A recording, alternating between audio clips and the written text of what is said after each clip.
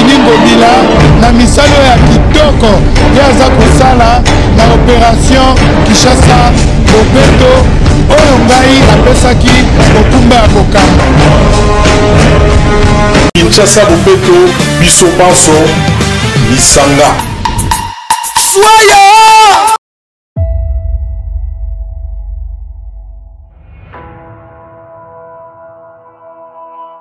Mbote na bino balandi ya Bosolo Télévision exclusivité bisika bozwami nazoliki ete bozwa malamu totombeli mino bolandi bolamu pambate mbala ya mibale tozwili so libaku ya kosolola na mokonzi ya ville ya Kinshasa tata ya bakinois pona biso ezali honneur tango tozwi libaku pambate bosenga na biso ezalaki toyeba tokozela babenga biso te kasi na biso moko tango tomoni makambo ekolobama to lolenge eza kotambola esengeli to pusana to tuna mituna po to zwa biano na kombo ya ba téléspectateurs nyonso mingi ba kino ba baza ko mitungisa to pe baza ko sepela lolenge makambo eza ko sambola bozona na biso bisika bozwami libanda ya mboka certainement na Londres, Belgique, partout France, bozana Toronto na Montréal mais awa pe na Kinshasa na 24 communes ya capitale bato ya Kisenso, Selembao, bozana Makala na Bumbu na prison centrale ya Makala atako na présidence ba CPTV moko me baza bato ebele baza kolanda sango mais lelawa na ozala mingi Israël Mutombo pambate naza kozela mituna otokotuna epai ya tata ya Kinshasa po te apesa biyano alongola molili eza na miso ya bato apesa biyano kasi soki pe akokite likambo eza te tokokonstate ezali défaite monene pona ye. Jean Tini Ngobila, gouverneur ya ville ya Kinshasa pour la deuxième fois, a échangé Nabakinois à travers Bosolo. Ils allaient à une audience très populaire. Ndeko gouverneur Jean Tini, tata ya biso bakinois, mbote na yo. mbote ndeko sango. Namoni yo lelo mizongi elenge. Contrairement à la dernière fois tango biso to salaki émission à liboso. Korajenir boy e kolakisa biso soulagement na mosala. Et voilà que ça biso ozo s'en foudre na nyonso ezo la que ça etali biso te Kinshasa ngwe bebe bonga izaka yo pourquoi zongi elenge boy Bon na epte so na zongi elenge kokola eza likambo ba mbula ba sanza pe mikolo epusani ba sanza epusani mais aspect extérieur et changer mon moquet parce que na salimo régime et puis na zongi limo sport mikolo nyonso na bandi que et puis si moi résultat kitoko batum so vakanti eza 2 millions de zongi sur elenge 2 millions zongi sur oh non na konda ke déjà mon 2 millions ba pesi déjà bon to solango to sola mais 2 millions zongi sur elenge te bon je pense pas hein, pour exemple bon on a été même sur les bon on a et nga ozongi sangate parce qu'avant na si na mon rango déjà na ndenge hein il y a privé et donc nazaki déjà moi bokoto moi monene ezalaki nango mais sport des zongi singé très bien na kolingato solo la nyonso ezaki sasa naza pressé te lelo na kolingato kenda penza pédagogique ngala tuna ko mituna yo pesa biano ozali libre ya koboya mituna mosusu nga pe naza libre ya koboya ba réponse na yo comme ça neza likama principe ya jeu yango mikolo makambo ebele zoloba mapona kisasa yo ndo zali au centre ya débat na makambo ta kisasa yango na lingi yo moko milobel soko za na raison ou pas bakinois ba rokata liboke ya bato batelemi basangana ki mercredi ba député provinciaux bien sûr oyo ba ko boya yo oyo ba ko boya gestion na yo basangana ki na salle moko conforta eza na Kasavubu yo ka makambango balobi yo pesa biyano Kinshasa n'est pas gouverné donc Kinshasa eko tambola ezangi tata ezangi mama bapesi exemple babi ko banda aéroport ya Njili d'abord enquête wana ngai moko na salaki pona minda kasi pona fulu bango bapesi ya bango ko banda aéroport ya Njili tina centre ville baza ko constater ba immondis na ba marché pirate etondi lokola mayibu solo na Kisasa lolendo akoloba oza kino ezate po atola tie lamba ya talo mais fulu ezo matandelo omiyoki ndeni bon eza maloba eza makanisi ebimi na motema ya moto ekomi pe na monoko ekomi maloba bon Pour ngai na bandi situation tokuta nango Kinshasa na oyo tozali ko vivre les loyo moi changement mon nene ezali makasi parce que Kinshasa est lokola mboka moko et mandaki ko vivre na butu c'est-à-dire molili na butu wana bosoto ezomona na te ezali mais il faut oser la tongue tanda pour nous monango et puis makambo ebele bana tambola te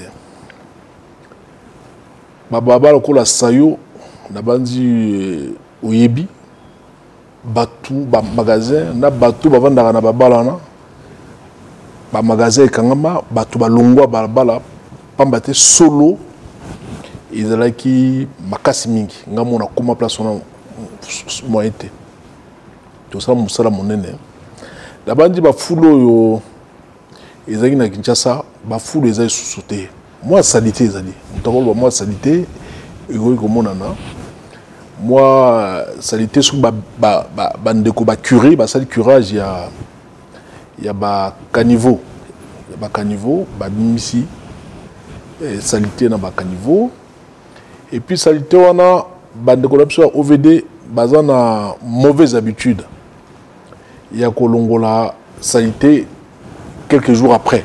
Ça peut des fois prendre tout un mois au moins etikali mais toujours ça makasi pona kolongola ngo pambate bango bazolo baké soki balongoli salite za na mai il faut toze la mai wana ekauka on est dans le kuta ya bandaka là pour exemple bali bosote balobaka bongo mai ekauka mais salite esangani na mai esangani na zelo et puis si ma beso za kotambola alors le long d'ailleurs na réunion na bango semaine passée pour le coup là c'est non avant ça le curage et ba caniveau il faut pas ça plan et longo na ba bourgmestre parce que musala on est alimini ba bourgmestre pour ba yeba moto na kati entité na ye na kati commune na ye aye ba ke ba osala ba caniveau ba longoli salité tant ba ko tia bata la pendenge nini ya ko longola ngo parce que eza ko empêcher circulation eza ko pesa pe bosoto na nzela donc mais ce que tu as dit dans ndenge et longo bani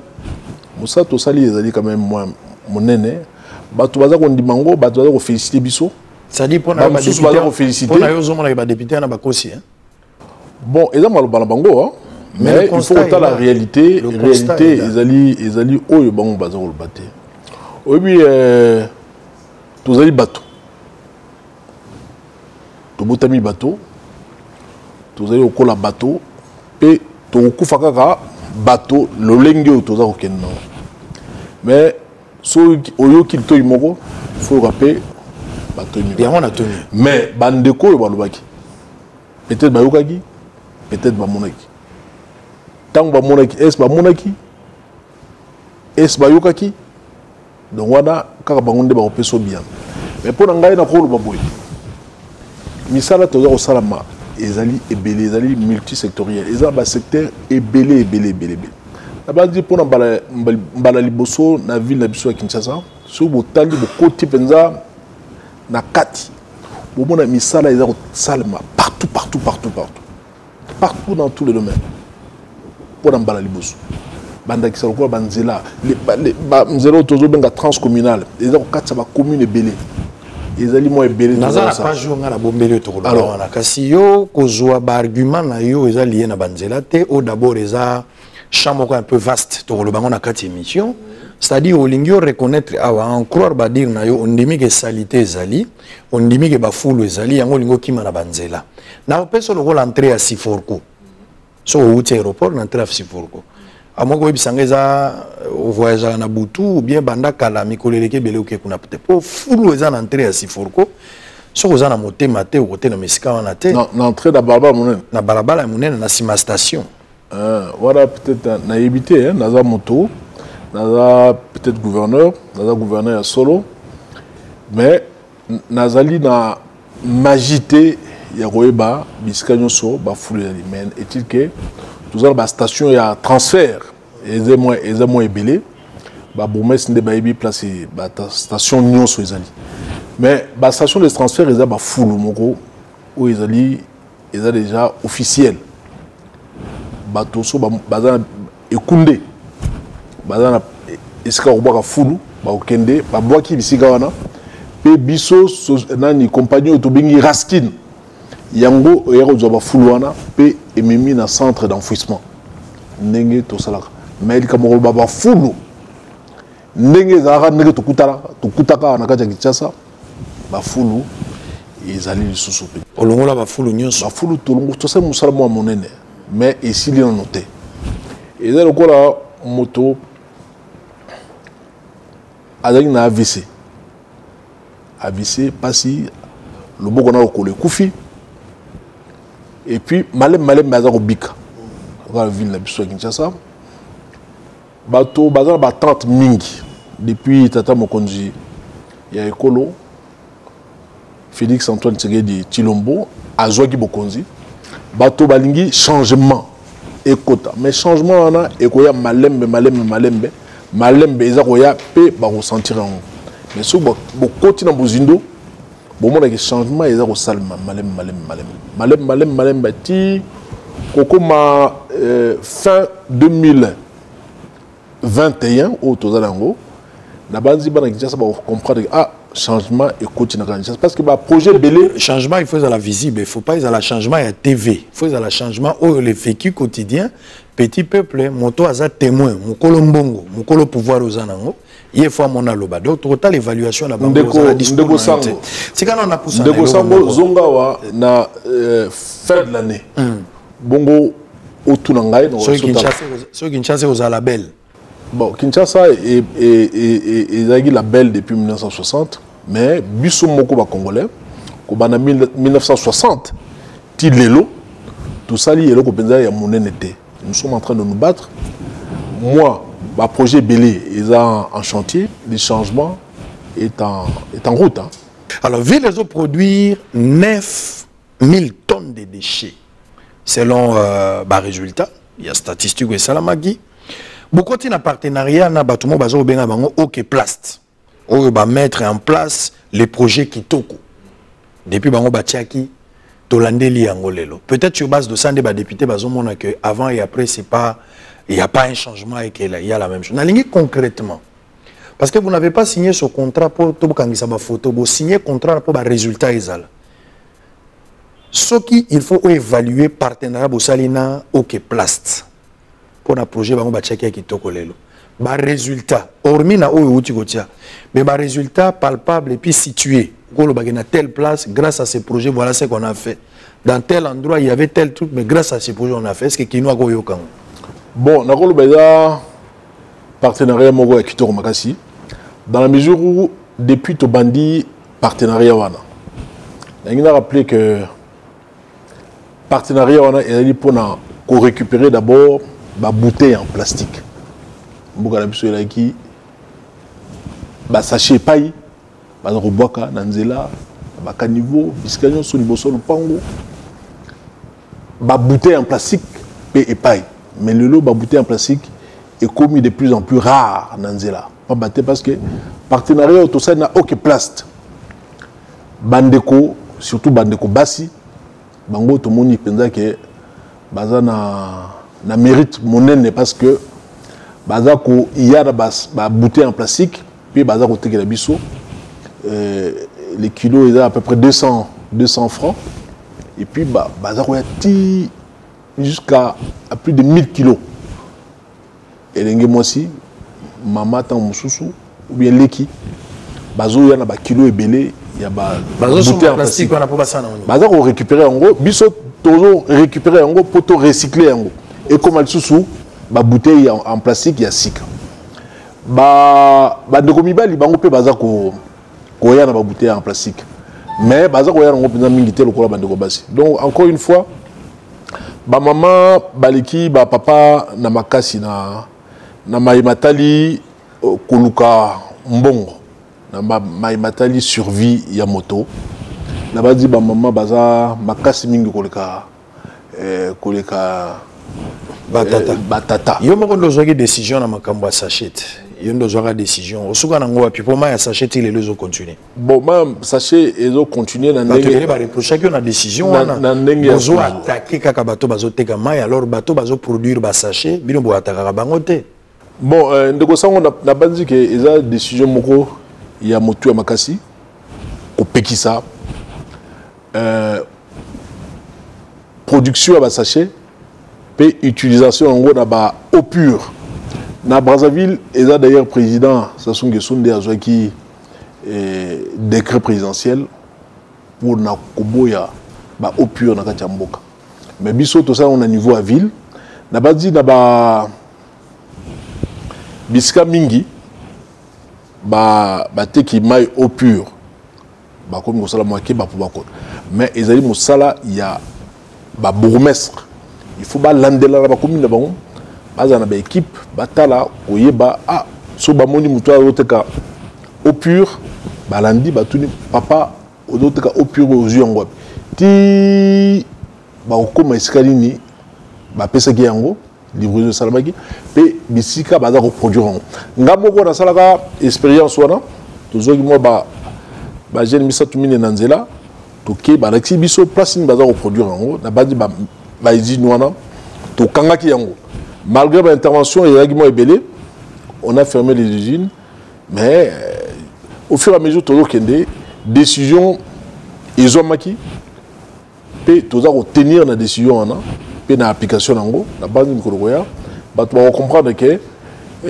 côté ka au pur na ba sachet eza mabe et puis au pur ngo baza ko zongo wapi mai baza ko zongo mbala moko na robinet pe ba tirer na ba sachet sans battre traiter. D'abord, c'est dangereux pour la santé de biso bateau.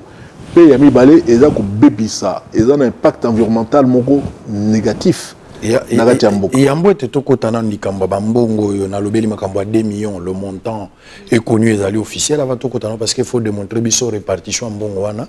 Il suffit pas que le gouvernement central appelle ça bien bon, mais il faut que l'utilisation nango. Nazo jouer mon musala IGF en direct ne to sala boy. Mais avant peut-être to koma nango, na ngai to solana no muke. Na likambu ya ba expatrié parce que bato basala ba sachet wana. Mingi bazali ba congolais te to ba la plupart ou bien ba ngonyo soto ba na mobimba. Baza bato balaka ba congolais te, bazali ba expatrié, ba ya awa pona osala musala. Mais constat moko ezali clair. Ba congolais bazo nyo kwama et pas ba expatrié. Gouverneur y a vu la qui ça a informé. Mais silence radio de votre part. C'est comme si baza orphelin alors qu'il fallait la défense ya ba Kinois. Otigi ba Kinois na triste sort, ba indien bazo maltraiter bango na condition de travail, bazo punir bango le baza ba esclave na bango. Smig écoute on n'en parle même pas. Pourquoi gouverneur a tigi ba Kinois? Bon, ngamo en tant que Kinois numéro 1, je ne peux pas abandonner les Kinois. Au bazo bake tu abandonner ba Kinois wana bakosi mais na moni moto moko taye pananga à se plaindre alors que nous voilà ba maltraité puis na tiki ngai moko na zaka na mikili ya poto na ebi salaire exil ne ba le poto le salaire de l'exil est ta mère na vana na bamboka ya bapaya pe na mona pasi na ebi pasi wana le soka motema mais malheureusement il pas de biso ce qui papa baye baye sous comme on est biso na katia ya mboka na biso moi je ne peux pas accepter cela na tant na poto na ko pesa exemple moko na ina sauté moko monene ya gardiennage et puis na employaka moi ba congolais bazaki belé ba ko sala kati ba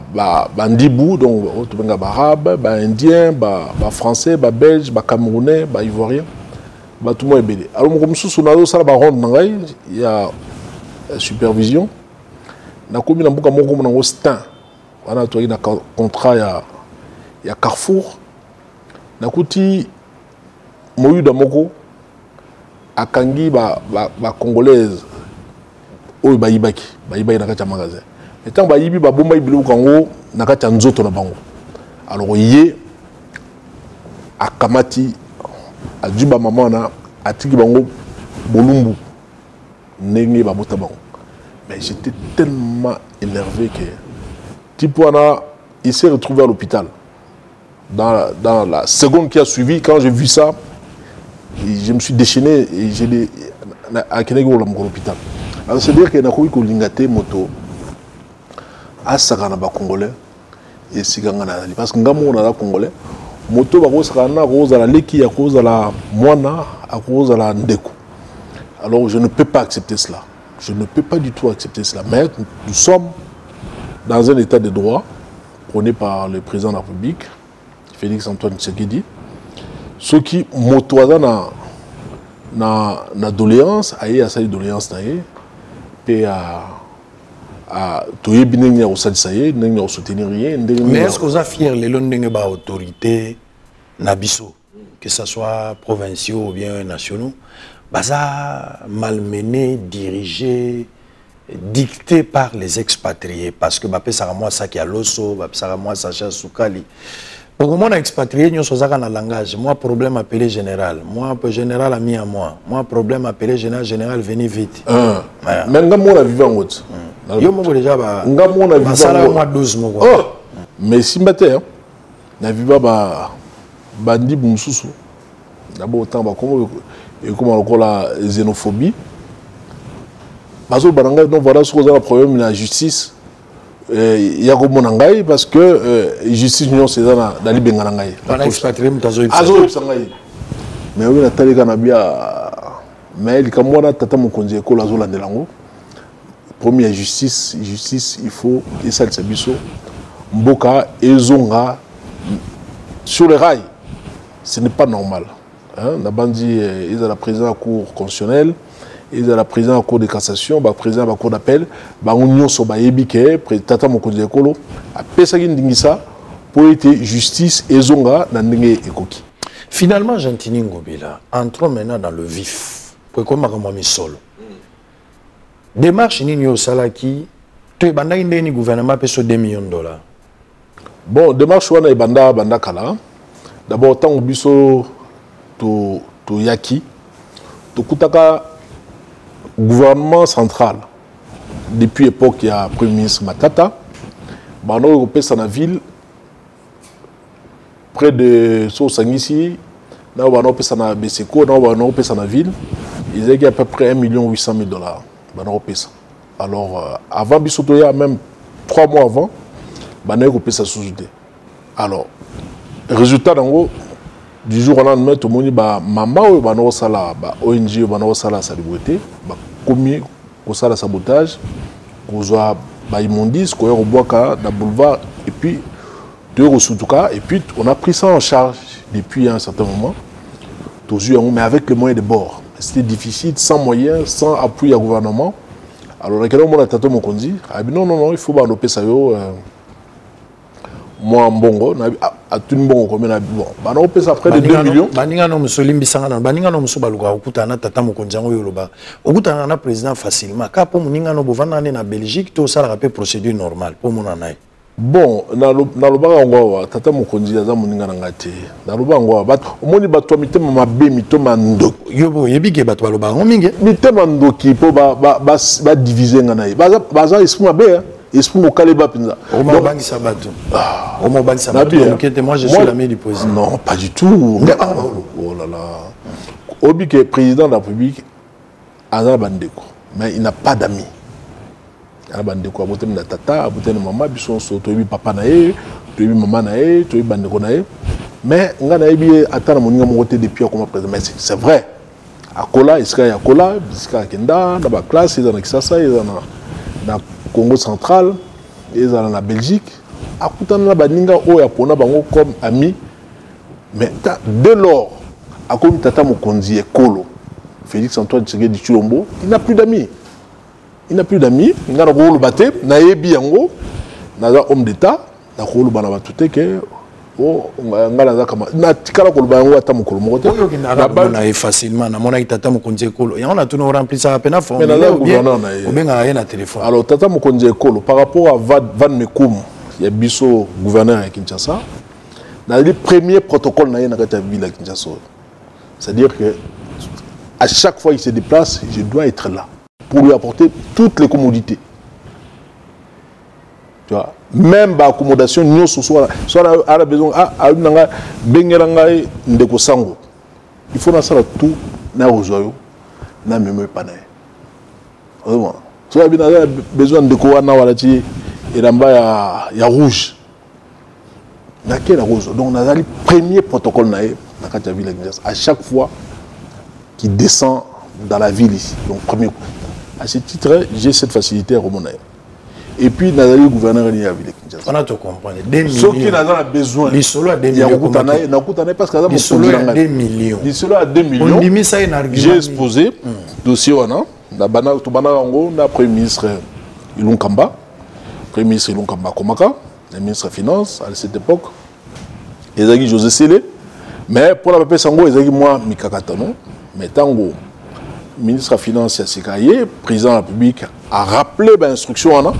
Premier ministre a rappelé l'instruction de Tomoni Bayeko Pessa. Bapesibiso une première fois, ça fait 1 mois.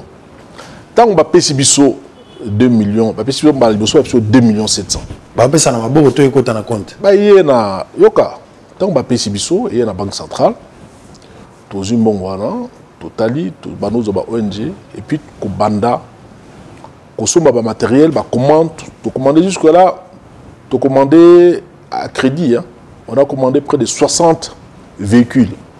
Au Koubanawa qu'on nettoyé et aux Alawa d'ici 45 jours. Tu as sommet en Hollande.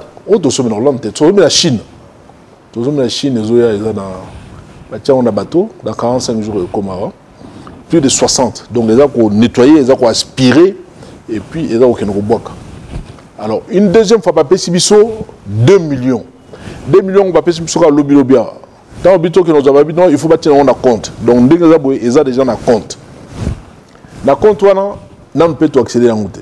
Mais bon, on peut payer sur le bosso à 2 millions 700. Non, le silité. Non, le silité. Parce que nous méthodiquement, bateau, baza pressé, bah mon résultat, et ça immédiat. Mais il faut du temps.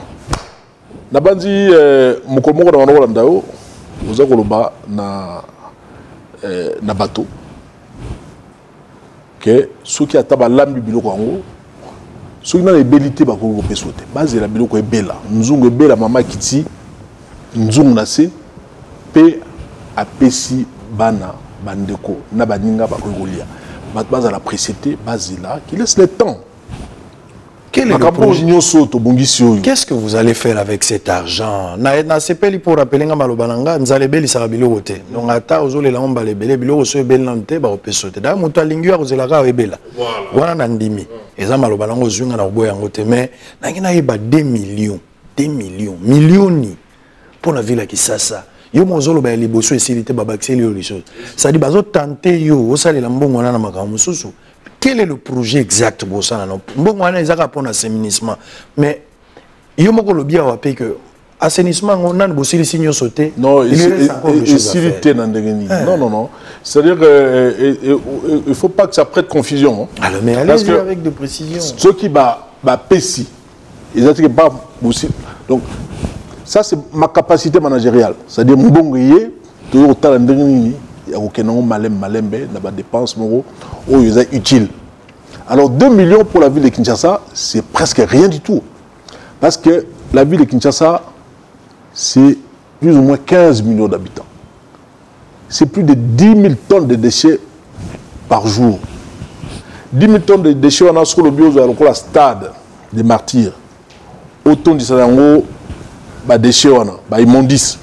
Il faut stade, on a sur le Tondi, un deuxième stade. Au Tondi ici, un troisième, il y a 6 stades. Au Tondi, c'est un déchet, on a stade. Or, ce n'est pas facile.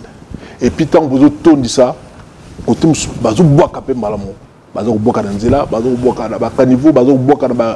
une rivière, une cour d'eau. Voilà la situation autour de nous. On peut sur exemple, une petite ville comme Brazzaville, le gouvernement central donne à la ville 6 500 000 $ par mois. On a ça les goûter. Bissau, Kinshasa, 15 millions d'habitants, 2 millions. C'est vrai, c'est peu, mais c'est quand même quelque chose pour nous permettre Bissau tout changer moi situation on a assainissement mais yo moko zo miteka wa zo la kisaba tuke mbongo ezali mbongo etikale na bato mais tikale moi misala usala ezana ne que ville ezangi mbongo yo moko zo loba ozana nyongo régie des eaux la ville yo kanono régie des eaux yo kanasi parce que il y a 3 millions de dollars dans la lobby que mbongo nano ici gouvernement ngala yebi nyongala te tant mbongo na les lobby mbongo na les parce que ba ONG o tozwa ki misusu ou ba bana misala na ba artère principale ba ONG wana nanu baza prêté ba msu baza prêté ba msu baza prêté ba msu baza bandi ba msu na ba bandité donc c'est tout un processus donc so ba bandi bango pe ba no consommer mbongo wana malem tozo kende tozo ko évaluer pour na tout ça le travail moko ya qualité surtout ça travail à qualité na banzi des changements et kokota pour surtout que nango ngulu il y a bon boy paf ici et puis et l'autre tant aux 2 millions donc parce que mbongo wana moi sina bana pour faza musikate voilà mbongo wana na yuki tata mokonzi a otindela biso IGF aoya ko auditer biso so mbongo wana ba ko auditer biso ba mona quand même que batras na résultat tout ça nango mosala oyo ekokito sala il faut que nango na mayele pourquoi zo futa mbongo à régie des eaux 3 millions de dollars régie des eaux à reverser bino boza ben solvable ville à Kinshasa bon régie des eaux eza société moko monene esengeli soki bato baza ko utiliser mai ya régie des eaux esengeli bafuta ba facture nyonso ezala ba particulier ezala ba société ezala biso l'état il faut tout foutre à facture il y a régie des eaux pour réseau et kende liboso mais biso ville la moni créance mon côté régie des eaux a réclamé biso à 3 millions de dollars combien la vient officiellement nga moko na moni yango te so na moni yango na loba pelo na moni service na yo moyen na loba ezate so na moni yango na loba mais quoi na moni te na loba na réserve ezali donc so yeba futi mbala moko ba mo réserve biso pour nous mbonga moto ya ningo les mois difficile très bien total difficile parce que ma dépense est moins belle naza cuirier ya moi makambo ebele ville ya Kinshasa c'est vrai que ba raison zolo ba on a Kinshasa za monene 24 communes mais en même temps 15 millions d'habitants ou 20 millions ça dépend de zone âgée on comprend difficulté à Kinshasa za pena monene Brazzaville Mobimba aza 4 millions à Kokota wa 3 fois ça je comprends Congo Brazzaville 4 millions Congo pays tout un pays alors système il y a parking l'émission passée on a dit comme monsieur le gouverneur que parking il va dans la poto attaque ngala to kabona ngina likambo na melio na zongi namu parce que na moni ko komo pesa ngamo raison attaque ko ngana nango mais problème ezate na bisa ko que parking et ko ki ko dégager nzela pour que bato batambola pa pambate parce que bien on a poto ndenge yo vanda ina poto moto ata ko somba ilo na ya na zando mais parking eza koto pe afuti mbongo na moto kana ibatami la plupart av embouteillage toza nango eza nde makambo mituka pe eza osabso mwa pasi ozofutisa 500 francs bino bato kotia taxe wana na ville 500 francs na taxi nyonso na calcule yango na année taxi moko ezofuta $75 taxi moko futa 500 francs 500 francs nanani frais ya parking afuta nanani mais baobenga ngo ya ville oyebi yango te kala nde bozolobana nazoko oyoki yango siko bakinois bozolanda biso bozobaka gouverneur ayebi mambo ya 500 te donc le gouverneur a évité j'espère que tout au long de cette émission on peut savoir de bato bafuta te jusqu'à ce qu'on vérifie peut-être que ezali ba taxe moko ya banda kala mais ngamo taxe ya parking eza yo na era kimbuta ezalaki te sikoyo tokende na question $75 yango na ngai na yeba nde $75 na taxi moko na année il semble qu'il fallait bozaki na projet ko construire ba parking nako yeba lelo na bakino ba parking nini obino botongi na mbongo wana bozwi bon les kambo yo zolbana j'avoue que je suis moi-même surpris et puis je vais essayer de me renseigner encore davantage mais et là on a le baboy projet à parking dans Kinshasa et là d'abord Gombe c'est là où il y a plus de problèmes et na Gombe tout là problème excusez-moi na côté en français parce que ils ont moins habitué il est possible alors tout ça na pour ça de la commune de Gombe tout ça la zone spéciale de stationnement expérience tout ça qui na période de confinement il y a commune à Gombe été ibiso puis ce que tout ça qu'on travailler pour implémenter projet wana il y a zone spéciale de stationnement c'est-à-dire sur ngoya na Gombe vous avez moi badge na yo au côté oliki. Ça va permettre na ba compagnie belé aux alliés et se délocaliser et kende na ba Bandal et kende na ba Kingasani et kende na ba Masina et kende na ba Mongafula na ba Lemba na ba Ngaba, et c'est de cette façon-là que nous pouvons aussi aider les pays, la ville à se développer. Voilà, parce que au Moni biso Kinshasa commune à Gombe, les alliés eskamoko ba service nyonso ya l'état, les alliés concentrés. Ba école nyonso ya malamu ya qualité, les alliés nakati ya Gombe. Donc moi na faut uta Kisenso, auta Mongafula, auta Matete, auta Masina pona okota na lycée Sacré-Cœur, na lycée Bosangani, ainsi de suite, ou bien à Téné la Gombe. Alors ba école wana nyonso, ba service nyonso ya l'état nyonso nakati ya Gombe. Ba hôtel nyonso malamu kaka na Gombe. Donc so ngota ndekona uti tapoto bien partenaire moko ya Malonga ayana kisasa azaka na Gombe. Mais c'est rare que nous mona bango bazana Lemba, na Ngaba, to na Bandalongo. Donc voilà, suite à cela, il faut tout réfléchir sur quoi ndenge nini ko encourager ba homme d'affaires wana na ba soutenir sur ba Kenepe na Bangaba na ba Lemba na ba Matete na ba Kingasani na Masina na Mongafula na Ngali ma Kenepe ko tonga kuna pour éviter peut-être patino sur ba kaka na Gombe na Gombe na Gombe. Je rappelle que sur ce plateau mais likambo ya ba embouteillage na kati ya Gombe ba embouteillage ya kana Gombe te ba embouteillage za na Kinshasa mo na Kinshasa malgré Bukazandu mais embouteillage zo continue donc solo ngo likambo pour le banga nga l'autre fois au Bukizandu pour embouteillage za mais bateau to buka na metaki en doute bateau yo ba tolongwe na zone baza tout autour. C'est difficile parce que mais vous n'avez pas résolu le problème. Il y a eu beaucoup d'interventions. Tout ce qui m'a assez pour nous permettre de moment les problèmes étaient mal diagnostiqués. Premier Kinshasa embouteillage. Comment voulez-vous, nous avons une ville de 15 millions d'habitants. 15 millions d'habitants, avec autant de voitures par an. Kinshasa a enregistré plus de 100 000 nouvelles immatriculations dans la ville. Car Banzela, l'époque coloniale, c'est seulement maintenant que les avenues, les routes transcommunales, ville au à Paris, ils ont autoroute, ils ont boulevard périphérique, ils ont route ébélée, ils ont train, ils ont tramway, ils ont métro, ils ont RR, ils ont route nationale, ils ont route départementale. Mais si on a un embouteillage, 2 heures, 3 heures d'embouteillage, biso a tout un embouteillage, problème à Kinshasa, embouteillage, solution dans le balelo. Solution dans le Malonga, ils allaient train urbain. Tant que biso Torozala, la train urbain est dans Kinshasa. Solution yoso Torozala, ils ont solution à Ndambo, mais d'ici 4 ans, 5 ans,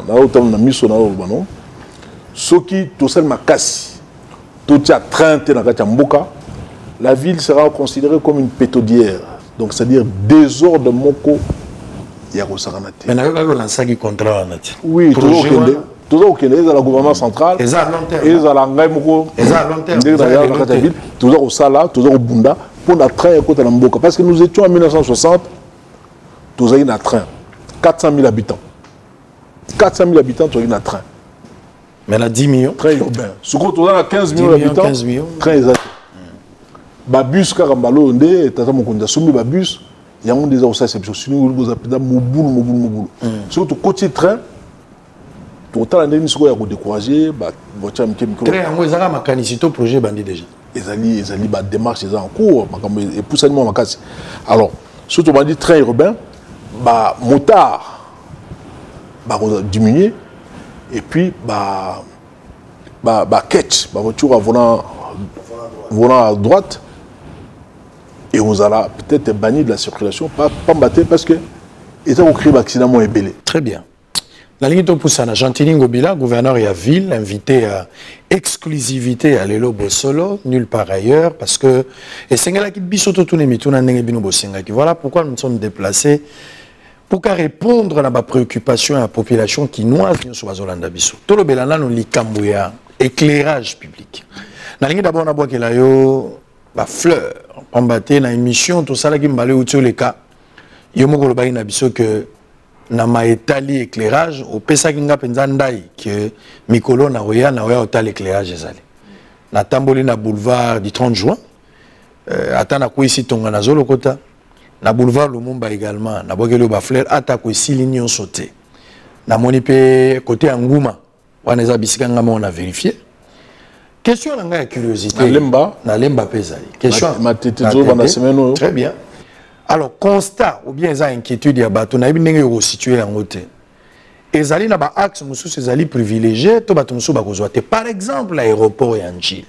Monsieur le gouverneur, où tu as bamboka, ba tramway, ba plutôt ba utiliser la Liban, bamboka Liban.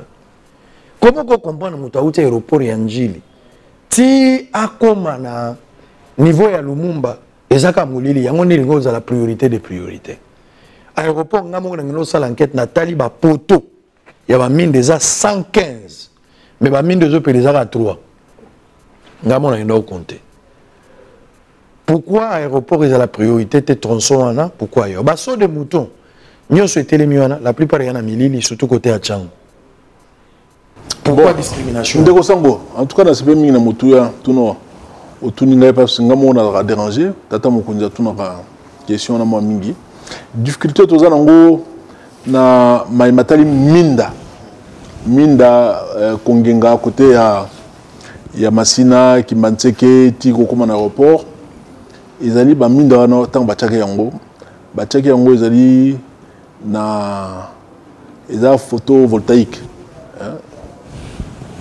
eza ba batterie eza ba panneau solaire ko changer yango système yango c'est tellement difficile tout doit ba société belé ba za ba étude pour na ba ndenge o changer yango et puis ba mindo to tie na kati ya mboka ezali ba ampoule LED.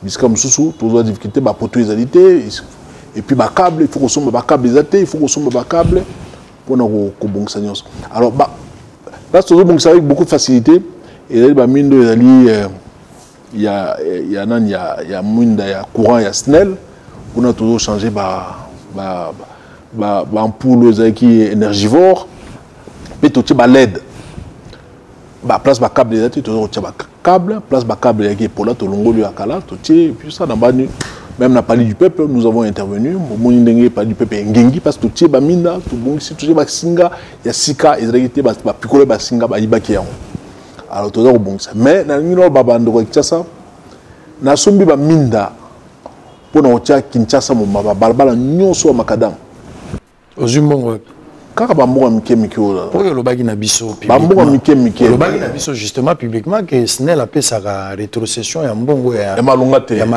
mais ezaka te oyo zombongo suwa mais kaka bamboka mike solo 2 millions pour simbité bonbon on peut na mbongo ezokota te ozumbongo muta déficit non baso toza yango trop defa na banque mais moi bamboka mike c'est tout un pilotage la gestion moi je suis un grand gestionnaire.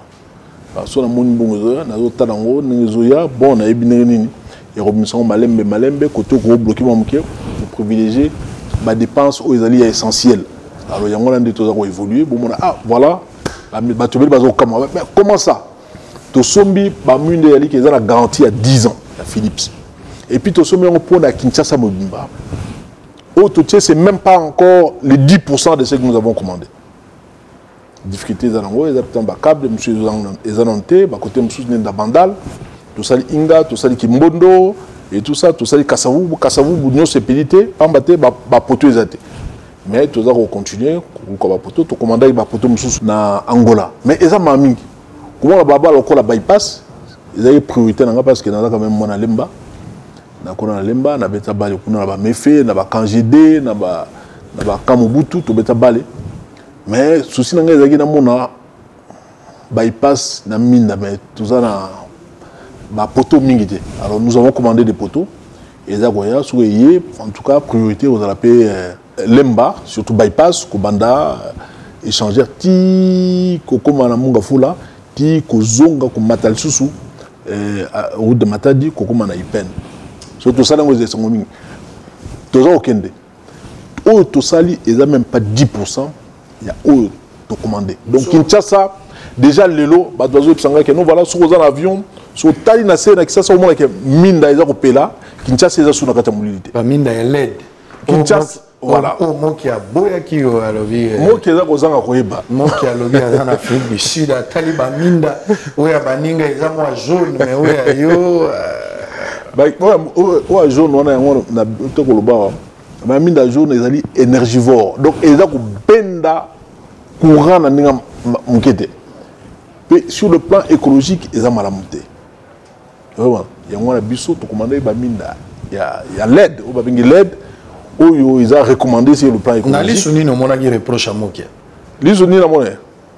Bon, quand on voit ils ont Moutoura Ebina. En Afrique du Sud, apparemment, c'est la première fois. Bon, il fallait comme on attendre dans la France. La France, dans la Belgique, ce sont des LED. Dans les États-Unis, au Mona, au Kenya, Las Vegas, au Mona, au Kenya, Los Angeles. Dans Naem, partout, à Washington, au monde, ce sont des LED. Mais il y a un quartier, peut-être qu'il y a un quartier, peut-être il y a Simandaku, à Gomona. Il y a Simandaku, il y a jaune, il y a peut-être non, voilà, il y a non. Mais Minda essaie de changer, la génération Minda essaie de changer. Et bon, il y a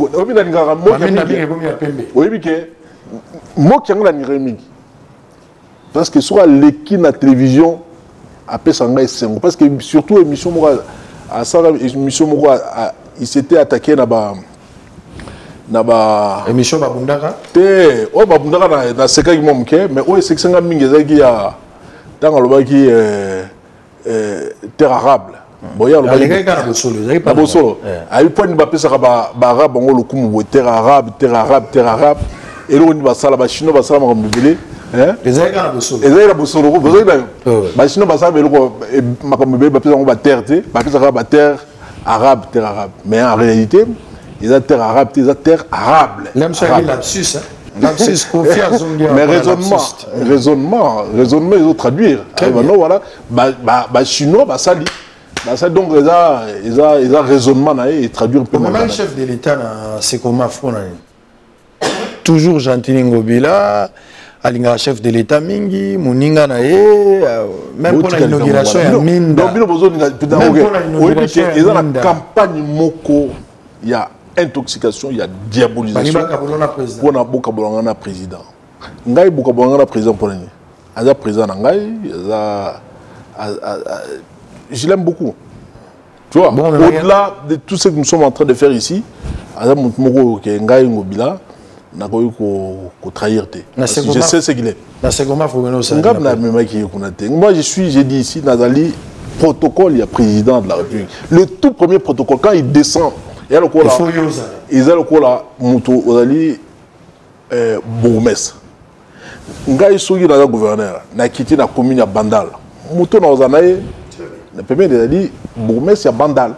Non mais président posé pour président soka kiti na ville ya Kinshasa. Donc, Mouto y a retourné la question à Liboso et elle dit. Tout le monde dans la province, mais c'est le gouverneur. Voilà. Bon, ce qu'on a de ce côté-là, il y a beaucoup de par rapport soit yé. Non, bah mine d'un côté, vous avez même tout côté à ce comment faire. Bah mine ça commence. Et ça projet à société Moko, bah il y a ça là bah essaye. Mais ça y est dans royauté. Pour rater ça là kuna, bah lui va payer ça même molili na ganza qui zayo bigi ka pour ça. Bon, attends, on a comment y a dans mon équipe bah mine déjà il y a opéla. Tant que tata mon kondiaye, tout yambiye. Baminda pe ezagi opela hein ezagi opela bon likambo ezate tokotana na makambo chaque jour toujours na mukana kisasa to mona ba chantier belé yo moko pondimi yango mais toujours ebate bato ebele bazo comprendre te na relaxa pe ba image parce que biso yebi que toza barar média toza na forme ya drone nyonso na République démocratique du Congo surtout que nous sommes la première chaîne en matière d'investigation na boulevard triomphal.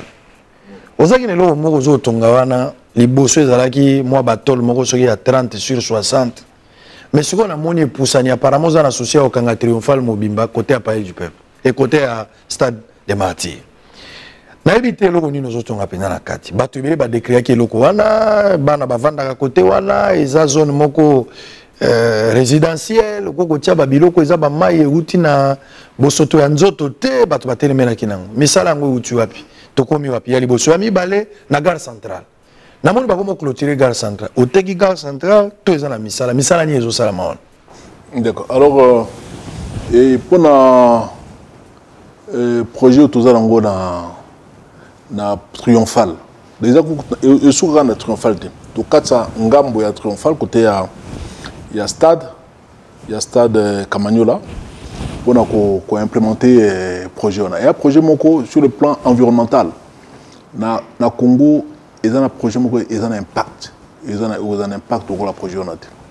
Alors quand il y a projet on a il y a d'abord financement il y a UNESCO na SIAP ba démarche to salaki il y a un PC mbanoana to za ko sala projet on a. Les travaux d'envergure ont déjà commencé c'est Bandi. D'ici la fin de l'année, tu vas inaugurer le projet. Ils ont un impact moko et puis ils vont changer l'environnement côté Stade des Martyrs, côté boulevard Triomphal, côté avenue de l'enseignement. D'ailleurs, parce que nous avons des images en 3D, ça va quand même impact au projet en Europe.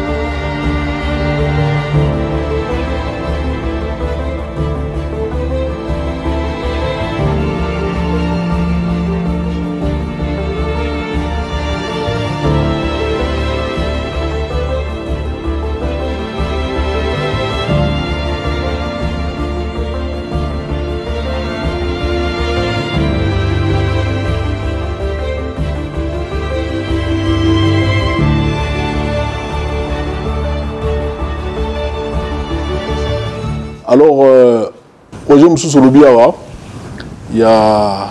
Projet à Gare Centrale. Gare Centrale. Bon, quand tout le monde dit Gare Centrale, les gens quand même abandonné. Hein. Tout ça, ça déjà mis ça là, nous sommes à pied d'œuvre, il faut tout réhabiliter, toujours en association avec Bandeko Nabiso il y a OK Place baza au sel biso biso mo peut toza au tchalo boko na poche pour tout réhabiliter ici quand tout pesa yango et sengo tout baptiser yango place de l'indépendance. D'abord dit d'ici la fin de l'année bateau bazana nous ba comme la Kinshasa te et ko pesa bango et puis ça pimbo pena posa ya ko mona Kinshasa et surtout bainate place on est aux risques mo sanate ils risques ba kino déjà tant tout ça qui ba illumination ya Noël ba tout nyos ba noye sikana pour otala ndenge ni Kinshasa comme ko ngenga c'était une première ba comme ko vivre magie à Noël ba comme ko vivre magie à bonne année mais sikoyo ba la magie wana du 1er janvier au 31 décembre chaque année pour remonter ndenge ba jet d'eau ezali ba jet de lumière aux aliskawana moi ba stand moko vraiment c'est une innovation ça n'est pas qui gars centralité balo non o bangu na bino na mboko yo ba balingi changement o teka gare centrale banane na Congo afati béton yo comme tu o teki gare centrale on a parmi bateau mo banga kacho pour langage ozongela ngo mingi on work Jean Timingo bila gouverneur ya ville OK work o bité so o bamobumba yo komela ki IGF yo moko na ndenge na yo komeli IGF osenga ki ya ko dité yo ya ko tala musana yo motivation à l'être on ezakini pourquoi avoir anticipé ko benga IGF alors que vous avez un dossier à Zandu au tile lo etikali inachevé avant na kota na ba réalisation na yo makambo banzela parce que il y a aussi beaucoup de choses to meka lo belango to ba évolution mais yo mo komela ki IGF pourquoi osenga ki IGF ya koyoka où en sommes nous avec cette demande ya IGF est-ce que batongo si bakiti bazo enquêter to komi likambo à Zandu etikali inachevé ba vidéo zo bima mokolo na mokolo au clôturer le pango menakati eloko ezate au pesi ba tout raison que contrat ezalaka te. OK alors likambo ya IGF peut-être aux information malamte tant tozalaka awa tata mokonzi ekolo akitaki tokenani na Zandu puis ayambaki ezala biso toki na 3e étage libanais au Hassan azalaki tata mokonzi ayipsaki devant batunyoso monsieur Mosano na Zandu bandalelo et Sili. Et puis Tata Mokonzi Sengaki, voilà, audité, otala, soki ville et dans la ou bien yopé aux devoir ville. Tata Mokonzi, tu as image, image mais les choses alliés justement aux anango. Monsieur Hassan, tu otala makamna yopé rapidement. Soki et Sengeli au déplacé, au loba place nini. Ou bien l'activité ni ko s'investir mais nazando sous-souté.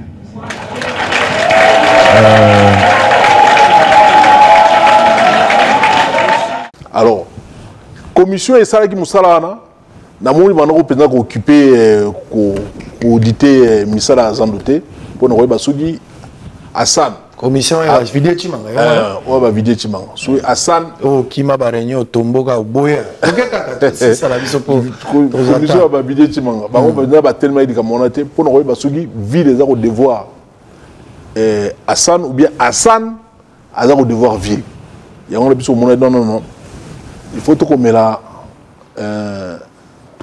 IGF aya ko sala audit il y a misala oyo monsieur Hassan asala ki na jamboka.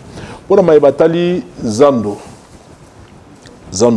et Bukanaki, bah étude est en cours, bah contrat et bah sous-traitance parce que c'est un grand travail, hein. Et bah sous-traitance ils ont signé déjà, et puis bah commande où Italie bah bibende Italie bidon ils ont salema bah étude d'impact environnemental ils ont salama. Sur comme on a dit c'est Sili parce que tango bah construction nous sur les Israéliens c'était pas possible à ça étude d'impact environnemental moi je suis pas technicien non voilà les photos là tout ça l'étude boy tout ça tout ça ce que étude nous c'est Sili ba commande nous et puis bon mais ça les bandits mais ça là et Rosal en conclusion Zando aussi la mkoloye soya oh mais papa Sango obi nambuka na mso ba journaliste lokwa yo baza pena mingi parce que wana mémoire okoyi ba eloko yo songolo pakala alobaka très bien l'équipe mikolo l'équipe mbula Tikana tourné en sous le bango tosuki wapi. Très bien. Alors, ngana obano le bombo. Ngai batubele ngana mobali hein. Sona kanye loko ngana osala ngo na okenango tina suka. Sona leli ngo linu na ebike loko wana eza projet na ngai. Je ne peux pas les aborder. Donc na okenango tina suka zandu salami ba quinoise na ba quinois bazui zandu ya sika. Il y a 62 000 places. 62 000 étals avec 500 magasins à 4. Parce que banquier ou à financer projet Azali. Entrepreneur ou à avoir contrat Azali. Donc, et donc, ma condition Azali est réunie pour na Zandouana et Tongama et Tongama. Bateau bangi diabolisation, bangonde batelemi, bazako sala intoxication, bazako sala diabolisation, batika. Mais le problème il a duré parce que Bimalibanda a duré na yo. Misala nyoso Tongama na fois pendant 15 ans. Misala film si la papa Zando aussi la quand. Et aussi la nango avant Tokomana avant fin 2023. Avant mandat na aussi là. Avant mandat na aussi là. Faut l'aime zo bosa que mandat aussi là. Risque ça que mandat ici la maison de Sila nante otika charge na bato ba roya. Ndeko sango souci na ngai ali Zando ici là. Toujours ça makasi pour Zando ici là avant mandat ici là. Vous a bien mingi parce que au moins na rotika ngo comme héritage dans bana kisasa batali alors et loko ba finga ngo bila tala lo Zando mais j'aimerais vous garder pe ba image ba dongolo miswana nde ba ko finga mais jour zam de ko ego tifungama bangu batali boso ba dongolo miswana nde ba député ba ponaka yote ba dongolo miswa ba député te ba dongolo miswa ba musu bazana ba belé ba dongolo miso so tali bango otali bango na loposo otali bango na miso o mona ki baza ba dongolo miso ti sikoyo na lobi boyo otali bango na miso otali bango na loposo o mona bango baza ba dongolo miso bazo ibana tina poso mutasamba kana maloba te telonge funda ikamboza te Bonneville otikalika yo moko adjoint azate siko lelo soko voyager pe na ndenge toza boye donc apparemment na kotanga kombo te problème soko za allergique na kombo mais to lo baki ville otikalika yo moko adjoint no ya kala poza isute ya kala basera zalaka adjoint na émission nga moko boye solo alors c'est plein d'abi qui azaka na musala te azaka figurant lelo etalisami penda que ozana on a besoin adjoint en charge yo moko ozana ngo. Pourquoi ils ont remplacé mon tête ici? Ils ont eu Mibeko ya Mboka, ce qui adjoint à quoi il faut saigner et organiser des élections pour n'avoir pas adjoint Moussou. Non, financer. Bon, au gouvernement central, hein? Le gouvernement central, ils ont ça c'était au salle de l'élection. C'est un président. On n'a pas dit d'ici 1 mois et demi, 2 mois. L'élection est au salle de Kinshasa, na Maindombe, dans la province Moébélé. Puis au salle de l'élection, le gouverneur, le vice-gouverneur. Ah, bah candidat, oui, déjà moi on a postulé, vous avez une idée? Bon, bah candidat, on a Yoka, hein? On a Yoka. Natangeli Jekoko Elboso. Jekoko, il a candidat quoi? Ah, naibagi. Il a candidat moko valable et puis il a un souci Mboka. C'est un candidat. C'est un bon candidat. Si il a gagné, vous avez son soutenir. En tout cas, on soutiendrait. Très bien. Alors, nous sommes arrivés à la fin, mais avant tout Silisa. Alors, avant tout Silisa. Boni, basango ya elengesa. Na salaka descente kuna pona kotala misala, batu ebele babetaki maboko, mais apparemment misala ngo etelemi. Boni sango ya Kikwiti. Boni sango ya Delapé. Na kenda pe kotala misala ya Delapé likanisi ezalaki bien, mais batu ebele bazolela misala etelemi. Problème ya financement ou bien ezoko koba ou ensemble nous avec ça peut aussi la camp pour bateau bazar ba usager la route pas comment qu'on utiliser ba kanisa au moins pour na. D'accord. Masango elenge ça il faut baboué. Elenge ça yali balabala moko. Et là, traverser 7 communes Mokoka, 7 communes Mobimba, 7 communes comme Kasavubu, Eleki, Ngiringiri, Kalamu, Bumbu, Makala, Selemba, Oti, Kokita, na bypass, na Mongafula. Mais Nzela na Mobimba, Tiko Kuma na bypass, et là, il y a une érosion minenne, une érosion il y a plus de 30 mètres de profondeur. Et là, il y a un ndako Tonga, Nzela. Et ça na pente, il y a minene, il faut que tu ba glissière, ba collecteur, il y a plus de 700 mètres. Il faut que tu ba talus. Hein, ba talus ya minene, il y a plus de 2-3 km.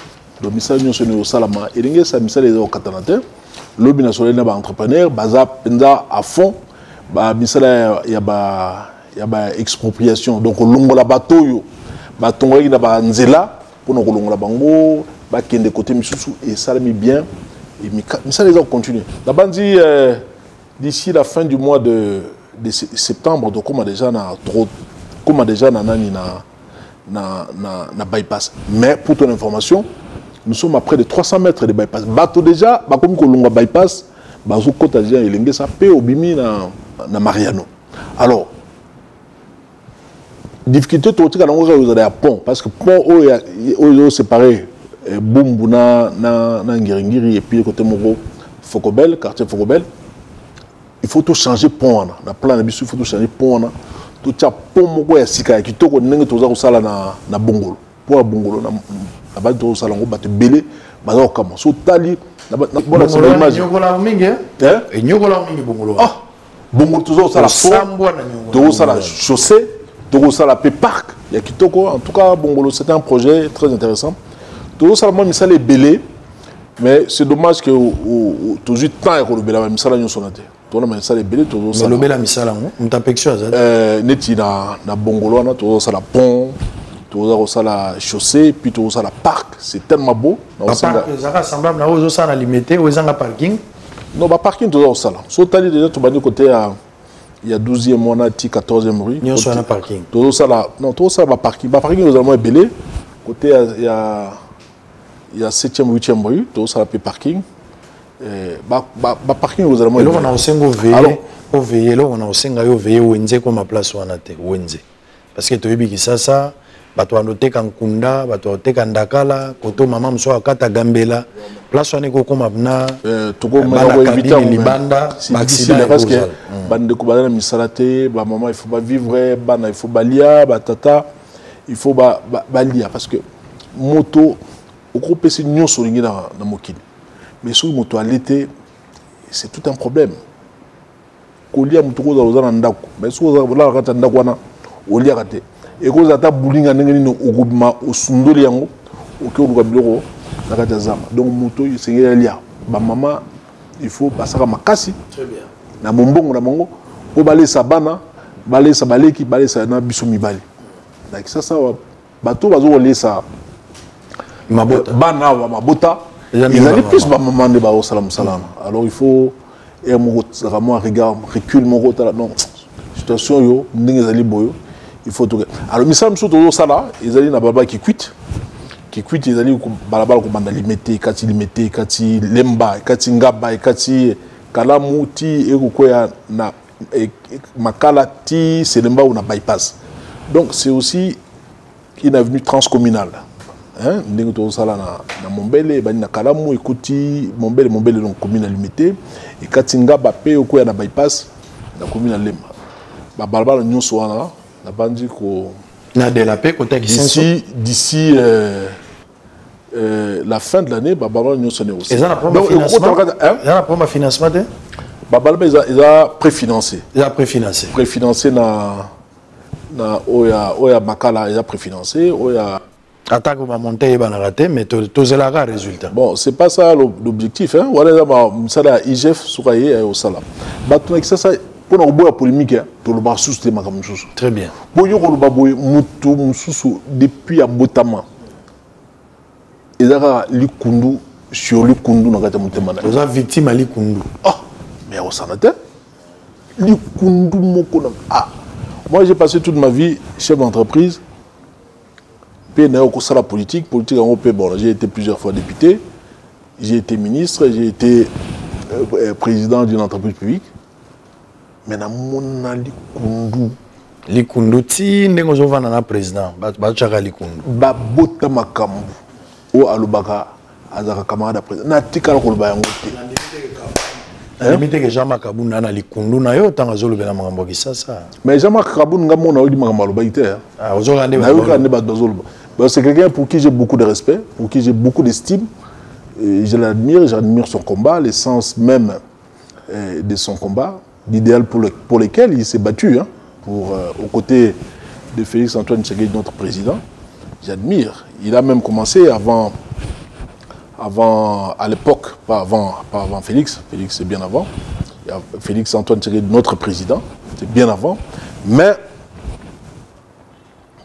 il a ce mérite-là, de l'avoir accompagné, d'avoir été là aussi aux côtés du père Tshisekedi, du papa Étienne Tshisekedi, Tshilombo. Donc c'est... Il a ce mérite. Apparemment, par point de vue, les autres qui sont similaires à députés, hein, c'est-à-dire, vu les autres pour la malamouté, gouvernabilité, ça. Il faut regarder un élément de comparaison. C'est-à-dire que les députés Moussous, Monique, ils sont malamou, les députés Moussous, ils sont malamou. Mais, tant qu'on a un candidat, gouverneur, comme gouverneur à Kinshasa, bah candidat gouverneur il y a des députés bazali qui paye la kati parmi bango et un ami Soussou Likundu na bi na OK wana yusu Likundu te kwa kindoki oyo nyonso ko sala il y a malamu bango bona mabe au projet tout comme ça il y a station d'épuration d'eau usée ça la campagne donc mikolonioso ba comme otambola et pas ba politicien ah ce bo soutenir nga tolongoli ngobila na opesa no ba poste na ba opesa no ba mbongo na ndo sala boy na ndo sala bo na ndo sala donc musala na bango e kuma misusu bango yo soutien mais même sous baba na ngonier ba sala musala na bango ya qui parlementaire ba mali kundu na ba ya sika mais kundu ba yebani bazala ngo ya sika na sachet na ba sala l'idée oya li kundu.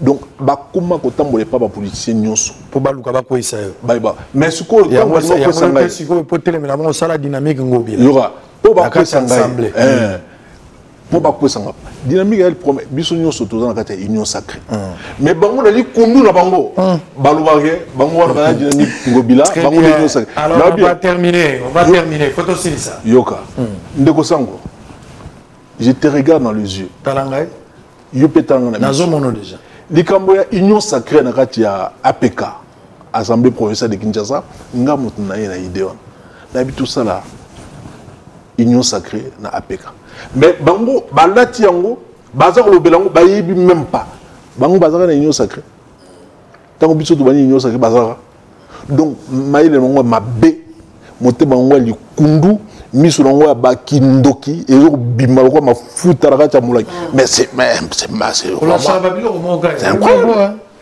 ozo la chaka bilo na yo mo na bité ya la kanda to kana bango ko kala bango ndiri hein je me rappelle dans Zando Polo baka ilo mo amdelo na miso nango ma vondo na bi miso nango ma vondo ezo mo na so tali bango miso ma vondo tika ko finga bato na ko finga bato te na za ko loba modèle ya lolenge ya bato ya nwa il faut batika likundu très bien problème ezate to ko mena suka monsieur le gouverneur ba policier na yo ba ko kisa bato soni ba vie policier na Kinshasa eleki le cas récent eza ba bomi étudiant mon quoi na unique pe policier mo ba bomi moninga na policier ezaka la biloko ba cache ne ba raison moko ezanga tina dérapage eleki nazo ebate so eza pour ma recrutement manque autorité na part na yo ou bien eza problème ya commandant ya ville toi na cacophonie Kinshasa est exposé à un problème.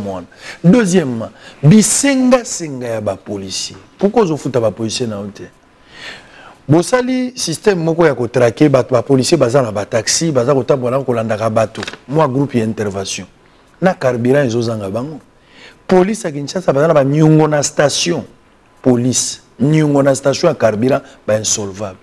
Ba oboche na butu pour na ko exécuter penser à mon conduit na mamba couvre-feu. Va créer un péage. Ata esengeli ambongo eleki na elisa ici aveugle. Pourquoi tiki baton? Bon, likambo ba policier, likambo liya ba policier to bandi na ndenge étudiant akufagi, ndenge lo ba ke ba vu wana salama ipambate et salama to za condamner yango. To za condamner ndenge mwana biso leki na biso à Koufaki, on a pembeni à campus. Il y a campus, mais pembeni il y a campus. Et ça a raison mon côté na mokili. Ata mutongo aza misuma vondoro. Ata mutongo aza ndoki. attends mutongo aza criminel raison mon côté ko justifier batuba bomaye aucune raison aussi bien assise que soit-elle peut justifier un crime ça n'existe pas mais dans la société nakati ya mboka na biso mingi yo bakoti police wana est-ce que recrutement et salamai malam et sémage et salamai malam donc n'importe qui bazu batien la police d'ontologie va éviter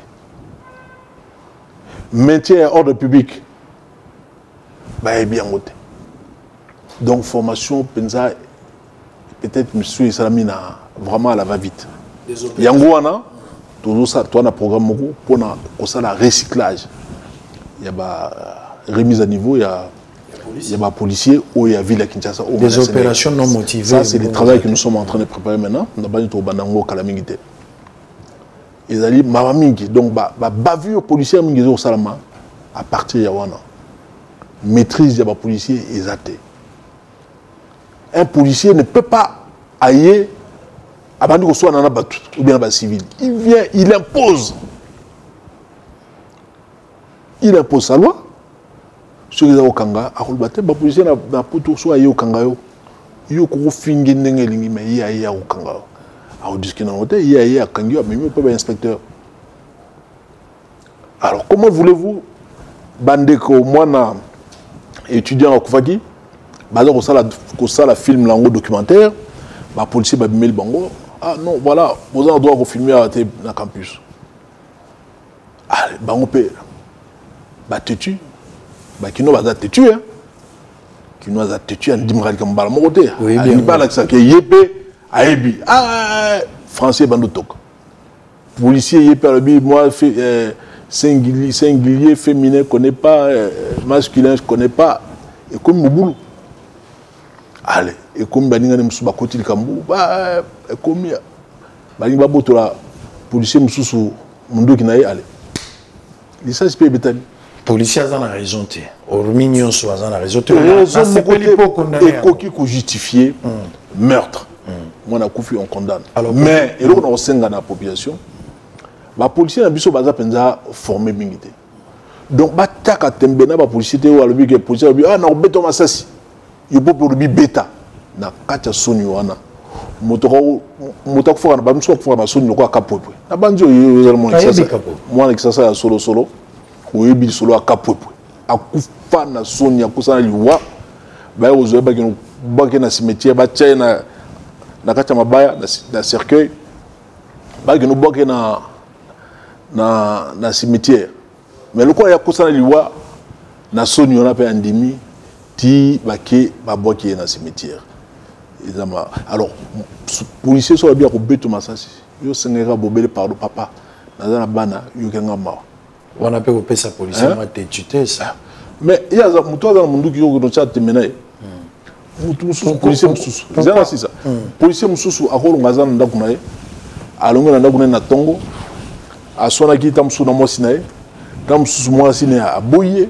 tam sous ça va promener ba anniversaire à moi c'est à posa ami boma mo passe tout le monde a rango ba policier musupe ba mi boma mais yo kutana muto ya ba promener ali ngo mi boma akufaka na nzoto no bon na si saka sono ke no boloko na ke ne vivre pe kana poso futa ba policier te ba policier biso to futra bango te ba prime na bango par rapport à ba service bozo pesa non biso to zali awa to pesa ka ba fonction ba policier fonctionnement na bango chaque fin du mois to pesa ka na commandant na bango numéro 1 et bimaka nango et bimaka ko to pesa ka nyongo ko za mo ndambo mais to pesa ka régulièrement et puis quand il y a des activités il y a lié à la sécurité ils ont ba marche ils ont ba stade ils ont surtout ba marche to pesa ka en tout cas chaque semaine 2 3 fois 4 fois par semaine on donne de l'argent. Très bien.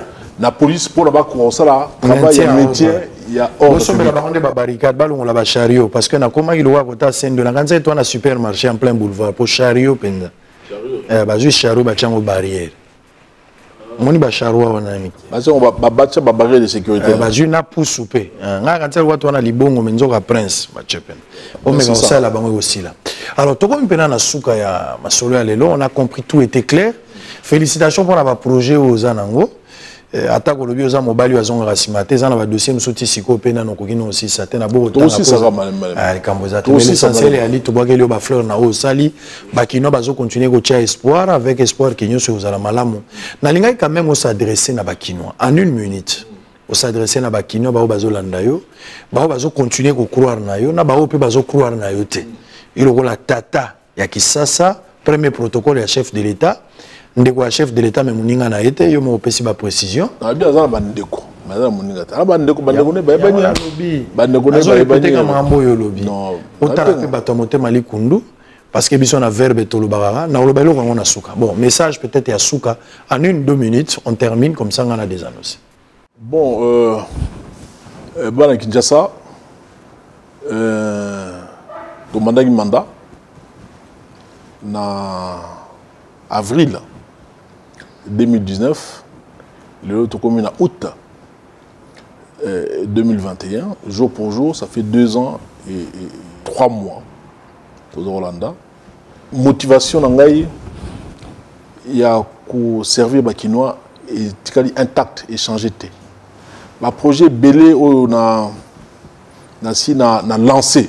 Ndaki sa ba balabala ko belengesa balabala ko la avenue de la paix na Kisenso et Kati balabala Belé balabala ko la Mombele balabala ko la Kikwit balabala msuto sito Silisi ko la Makoma ko la Mongala balabala les mo Belé balabala nyonso wana et aussi là avant fin mandat ngai et puis projet na biso ya Kinshasa Bopeto et sengeli biso banso tout s'approprier dango pour ezalo ko la cheval de bataille na biso ya biso nyonso bakinois eza musala ya gouverneur te comment voulez-vous mtokola mukaratongo arobaka salité na nzela arobaka salité na balabala biso to ndokola mutna mutokata lupango na yaza ngaza fulu na ye matiti msusu eza ya kundana se ya mabele misusu ko luka place fulu ya commune yali oki kubwaki mais ce que comment kubwaka na ba caniveau kubwaka na balabala to longola ba habitude wana ngai moko gouverneur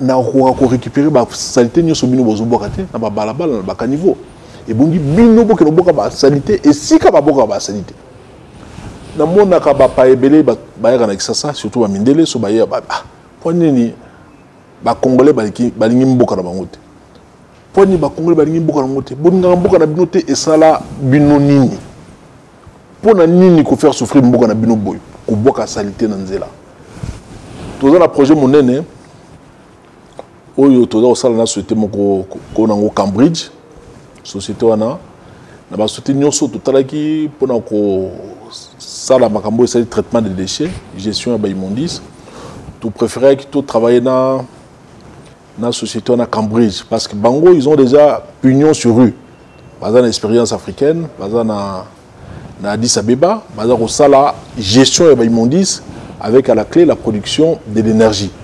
Alors bango ba yewa c'est un investissement assez important environ 600 millions de dollars. J'ai dit ça sera la 6e fois au Yawa. Donc tout doit avancer lentement sûrement là-bas. Surtout réaliser le projet ça sera le plus beau projet au Salama en Afrique centrale en ce qui concerne la gestion des immondices. Et j'y crois dur comme du fer que le projet et au Salama. Très bien, merci. Et que Mokonjamboka Aroya ko inauguré toujours Mokonjamboka. Mais projet wana et aux actifs il y a Tata Mokondi pour nous permettre biso to pesayer deuxième mandat na 2020. Très bien, merci beaucoup. Mokonjamboka Aroya partout place Pazaro Bengae surtout ces apona Mboka Aroya na zando ko inauguré président de jour aussi là. Likambo ezate ndenga zoya pe na bisika Pazaro Bengae nyonso. Merci na yo pour la disponibilité limisa. Nathan, on a conclure aux Oboya. Non, moi je suis rien à côté du président de la République. Très bien. Mais le président la proposition, le protocole d'État, est-ce que mon conduit a tel? Très bien. Mais ce qui est protocole d'État, la sécurité, avec nos projets, on a intéressants. Mais le président, il nous présenter. Il y a ça, non, Azali qui nous donc il y a Rousanote, Oui, bah kino va tuer. Yo soit bien au Kinesika à top picture à ordinateur. Très bien. Ceux qui parlent bien au Yata, rien n'a été. Très bien, merci. Alors, on a fini cet après-midi. Boza et Béné, Bobanda Rolanda, exclusivité. Je rappelle que Toyambi Ponabino, monsieur le gouverneur de la ville-province, capitale bien sûr, Kinshasa, monsieur Jean-Tini Ngobila Mbaka. Inda Pessi bien, on a Nyon Sotolobi. En résumé, vous avez compris, on s'est répété la montée. Mais ce qu'il faut retenir ici, Kobonga Izalra processus. Na vie, Kobonga processus. Torobanda quelque part, il faut volonté pour continuer. Mais il faut qu'on évalue à chaque instant, surtout que le gouvernement central a dit qu'il y a 2 millions pour la Makamutali, assainissement. Assainissement, il y a d'abord personnel, moi, on a mogo sengeli azala na bopeto ici ka yazali. Ce qui bopeto on est salami individuellement, le reste makambo tambola pe malam. Kombola epana yo, na kombola epana ngai, tia peto epana yo, nga pe na tia yepatia a venir au koma nango bopeto. Pamba te atabati on ndako ya sika, soko za moto salite, to kutaka ndako ngo ese baby. Moi je pense que mentalité à moi est très important. Pour la mentalité à Mabé, Batali Koundou, il y a moi ba réponse, mais je pense que ce que vous gêne au latara bien, au tangaka, aux autres développer ben dit ça monter à Mabé, c'est aux autres la stage à Kindoki pour Kalami et au Kumarandoki. Exclusivité ici, on va se retrouver très prochainement. D'ici là, portez-vous bien. C'était Bossolo Télévision. Bye bye.